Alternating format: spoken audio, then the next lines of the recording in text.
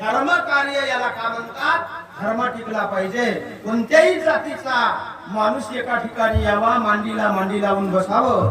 कोणताही समाज असू द्या, त्याला असं वाटावं आपण एक आहो. त्याच्याकरता सप्ताहाची आवश्यकता आहे आणि त्याच्याकरता मंदिराची गरज आहे.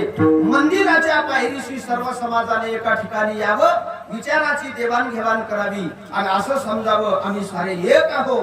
ज्या दिवशी धर्मावर धर्म मार्तंडाने ग्लानी आणली, त्या दिवशी आपण एका सोमाने सर्वांनी उठून उभं राहिलं तर त्यांना खंडन केले जाईल. याच्याकरता सत्य आणि मंदिराची आवश्यकता आहे. म्हणून कार्यकर्ते जे असतील, कुणी असो, आता मला परिचय नाही.